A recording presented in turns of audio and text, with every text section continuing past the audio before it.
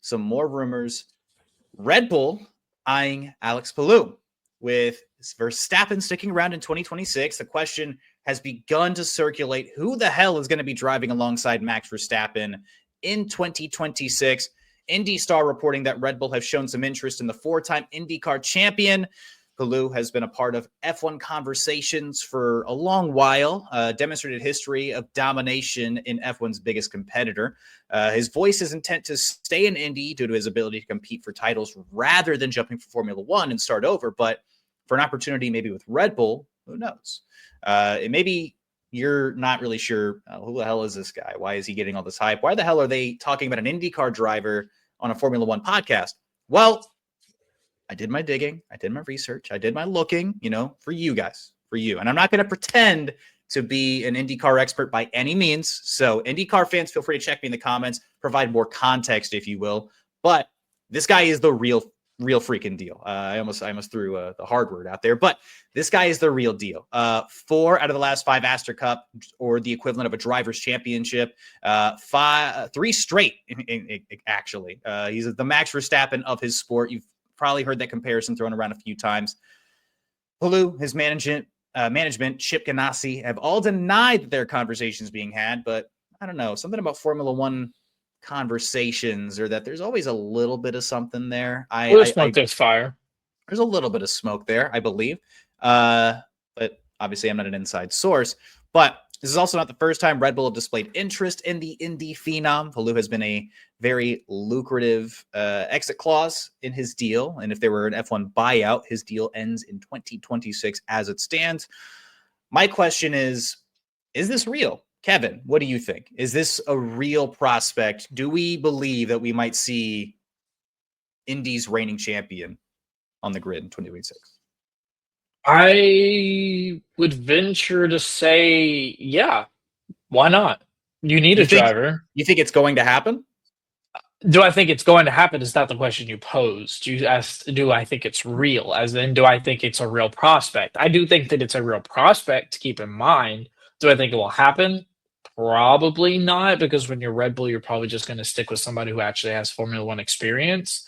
But definitely a candidate, definitely somebody to keep an eye on. Because the truth of the matter is that they have been awful at figuring out driver number 2 situation.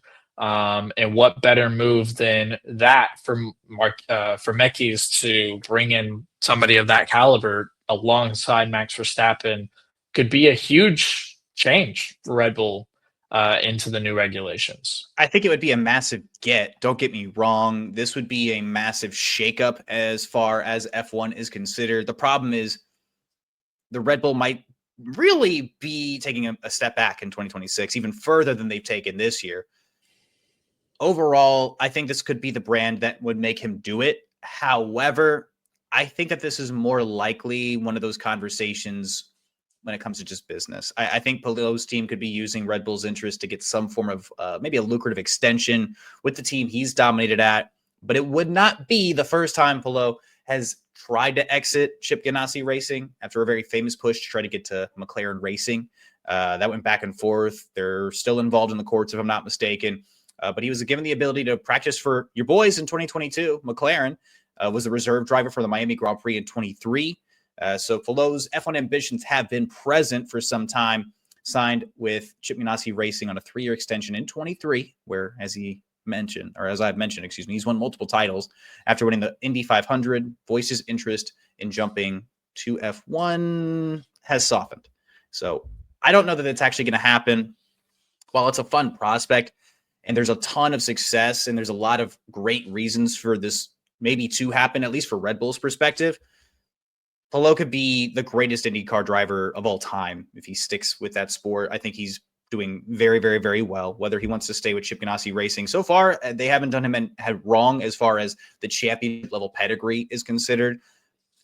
While it's fun, I just don't think it's actually going to happen. But, silly season was silly season. We got to speculate, see what people are talking about.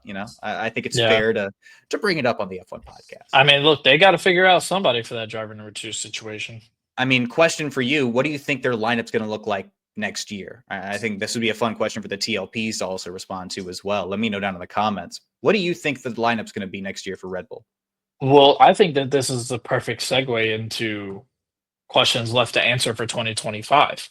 I 2029, would yeah. I would say, though it is, what the question left to answer for 2025, but this is for 2026. I would say, man, that's a good question because I haven't really thought a whole lot about it. Just because I think there's a lot going on with Red Bull. They're gonna have their slew of picks for sure.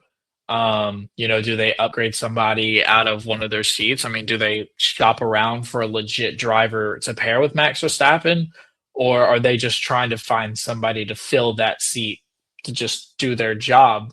I'm sorry, but like a Yuki Tsunoda. Maybe they do look at Hadjar, maybe they don't. Maybe they look around and shop for somebody else. I don't know what that situation looks like. I also don't know what. Before we officially move on to the next segment, I just want to leave this here because I think that Yuki has a chance, but he'd have a very impressive 10 race stretch. I think that he would have to be at least finding the points in some form or fashion pretty regularly over the next 10 races. As far as what the lineup's going to look like, it seems like Isaac Hadjar doesn't really want to make that jump. It seems that there have been conversations. I mean, I think if you asked him point blank, do you want to drive for Red Bull? He'd be like, yes, of course. Why wouldn't I? I love Lauren Meckies, right? And Max and I get along great. But there have obviously been some curses sitting alongside the seat next to Max Verstappen. If Isaac Hadjar doesn't necessarily think he's ready, I don't think that maybe Red Bull should push him until they have a car that's maybe drivable for two different people.